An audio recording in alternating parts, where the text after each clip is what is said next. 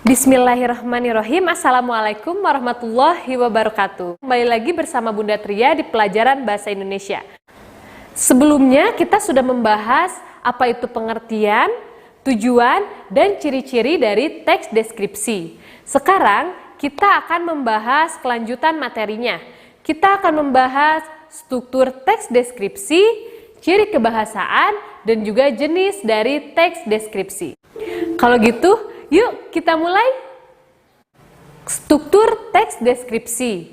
Di dalam sebuah teks tentunya harus ada strukturnya atau susunannya. Jadi kita tidak bisa asal membuat sebuah teks, tapi kita harus tahu susunannya ada apa saja. Kalau di dalam teks deskripsi, strukturnya yang pertama itu ada deskripsi umum atau identifikasi. Di dalam deskripsi umum itu berisikan tentang pengenalan awal. Di sana ada nama ataupun lokasi. Nah, kalau di contoh teks yang Bunda sajikan, ini ada teks tentang Candi Borobudur.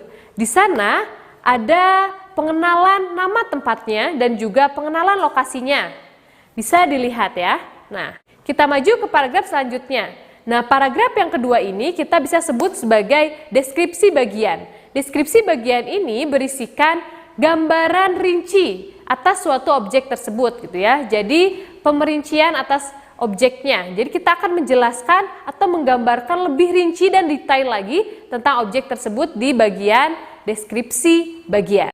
Lalu struktur yang terakhir itu ada penutup atau berisikan tentang kesan umum dari kita sebagai penulis atas objek tersebut.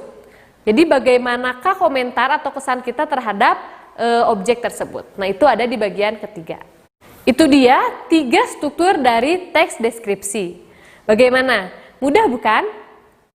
Selanjutnya kita akan masuk ke pembahasan tentang kebahasaan dari teks deskripsi. Kebahasaan yang pertama itu ada kalimat perincian.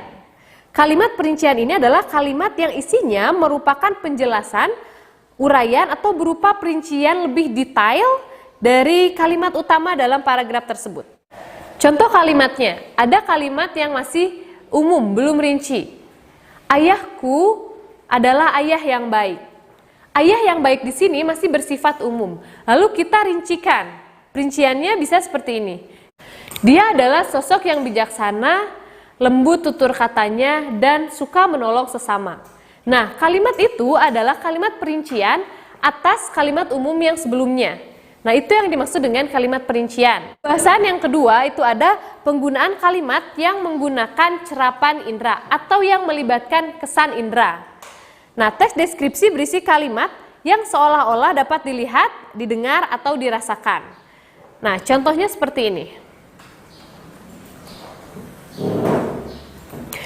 Lalu, ciri kebahasan yang ketiga ada menggunakan pilihan kata dengan emosi kuat dalam teks deskripsi. Kata emosi adalah kata-kata yang digunakan untuk menggambarkan dan mengekspresikan perasaan yang dialami seseorang.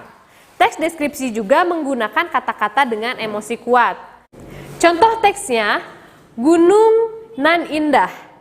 Nah, di situ ada kata sifat indah. Lalu kita cari kata emosi kuatnya. Contohnya, elok, molek. Nah, itu adalah kata emosi dari kata indah. Lalu ada ayah yang baik. Di sana ada kata baik. Nah, emosi kuatnya dari kata baik itu bisa tulus, ramah, penuh kasih, dan lain sebagainya. Lalu ciri kebahasan yang selanjutnya itu adalah kata khusus. Kata khusus adalah kata yang ruang lingkupnya itu lebih sempit. Kalau kata umum itu kata yang ruang lingkupnya itu lebih luas lagi. Contohnya, ada kata umum yaitu merah. Kata khususnya bisa merah muda, merah marun, dan lain sebagainya. Lalu contoh lain seperti kendaraan. Nah, itu kata umum. Kata khususnya ada motor, mobil, kereta, dan lain sebagainya. Kebahasaan yang selanjutnya adalah majas. Majas merupakan gaya bahasa yang digunakan penulis untuk menyampaikan pesan secara imajinatif dan kias. Contohnya ada kalimat majas seperti ini.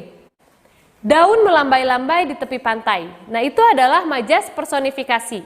Karena daun itu seolah-olah bergerak melambai seperti manusia. Personifikasi ini adalah majas yang isinya itu benda mati seolah-olah seperti manusia atau seperti benda hidup. Lalu ada majas hiperbola. Majas hiperbola itu adalah majas yang melebih-lebihkan sesuatu. Contohnya, pohon itu sangat tinggi setinggi gunung. Nah, itu kan berlebihan gitu ya. Nah, itu yang disebut dengan majas hiperbola. Dan ada majas-majas lainnya. Selanjutnya kita masuk ke jenis teks deskripsi. Ada dua jenis teks deskripsi. Teks yang pertama adalah teks deskripsi berdiri sendiri sebagai teks. Contohnya teks Candi Borobudur atau teks Pantai Dreamland. Nah, itu adalah teks yang berdiri sendiri sebagai teks. Lalu yang kedua ada teks deskripsi yang menjadi bagian dari teks lain. Contohnya novel, cerpen. Di dalam teks novel atau cerpen itu biasanya ada di dalamnya teks deskripsi. Itu supaya apa? Fungsinya untuk membuat tokohnya lebih hidup. Tokoh yang di dalam cerpen atau novel ini dijelaskan lebih rinci lagi. Nah, itu yang disebut dengan teks deskripsi yang menjadi bagian dari teks lain. Baik, itu adalah penjelasan dari struktur teks deskripsi, ciri kebahasaan teks deskripsi, dan juga jenis teks deskripsi. Ananda semua sudah paham? Kita sudah membahas dari pengertian sampai jenis teks deskripsi.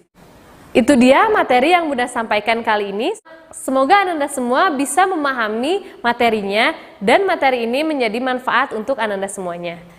Bunda akhiri dengan hamdalah. Alhamdulillahirabbil alamin. Terima kasih banyak. Wassalamualaikum warahmatullahi wabarakatuh.